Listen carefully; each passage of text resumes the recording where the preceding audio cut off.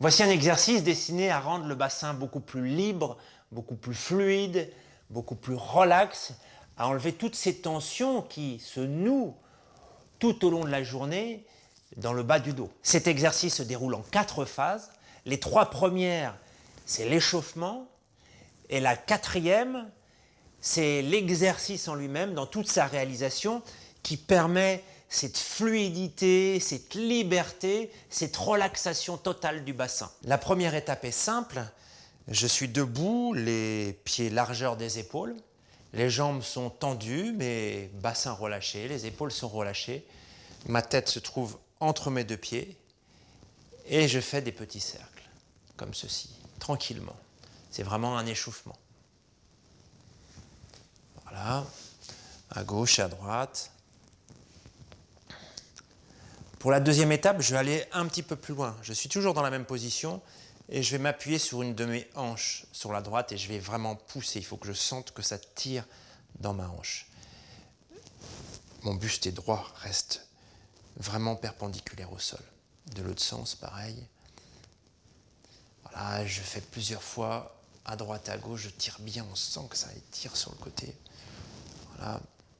Et pareil, avant-arrière, en accompagnant avec une rétroversion du bassin. C'est-à-dire que quand je vais en avant, je bouge mon bassin dans ce sens-là, je le fais pivoter dans ce sens-là.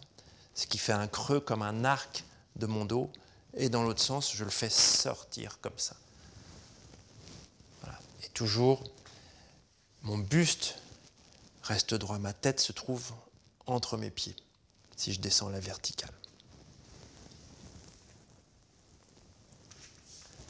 Troisième étape, je fais des petits cercles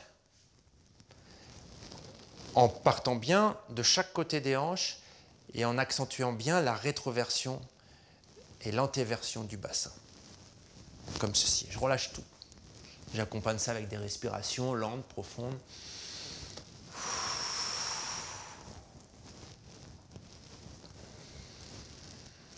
Voilà. Et là, quand je suis bien chaud, je peux faire l'exercice dans sa version finalisée, c'est la 4e étape, avec un medicine ball d'environ 5 kg. Là, il y a 5 kg.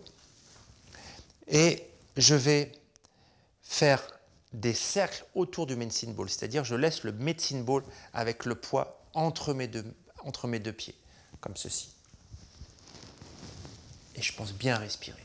Vous voyez que mes bras ne sont pas complètement tendus, ils sont légèrement fléchis de telle sorte que le ballon puisse longer le tracé, le contour de ma ceinture. Attention, le piège, ça va être de faire ça. C'est-à-dire, mon bassin ne bouge pas et puis je tourne le ballon. Pas du tout. Donc, je mets bien le ballon entre mes pieds, vous voyez, comme ceci. Et là, je m'éloigne vraiment. Je touche carrément le ballon, hein, et c'est vraiment tout mon bassin qui va d'un côté ou de l'autre. Pareil dans l'autre sens. Et je respire surtout.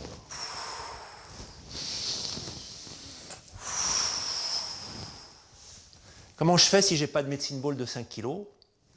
Il y a toujours une solution. Je prends un pack d'eau qui fait 5 kg et je fais la même chose. Alors, ça sera peut-être plus compliqué à tenir, mais on y arrive bien. Ah, vous pouvez c'est pas grave comment vous le prenez. Vous le tenez ici, par exemple.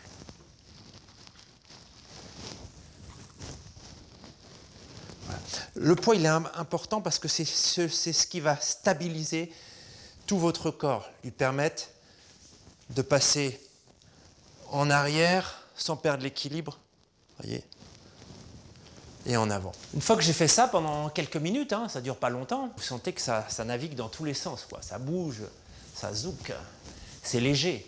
Il faut profiter dans votre marche de la vie quotidienne, d'avoir cette marche légère où vous sentez vraiment quelque chose qui circule, toute une énergie qui circule dans le bassin. Si vous perdez un peu ça, vous sentez que ça se rigidifie un peu pendant la journée, dans la marche, vous allez faire des phases à l'inspire de contracter le bassin, comme ceci, par exemple sur 2 pas, je contracte légèrement les fesses, 1, 2, et les 2 suivants, je relâche, etc. pendant plusieurs minutes, et le bassin à nouveau va se relâcher. Vous pouvez le faire aussi quand vous êtes assis, d'avoir cette impression de faire un petit cercle avec le bassin qui tourne sur lui-même de façon circulaire.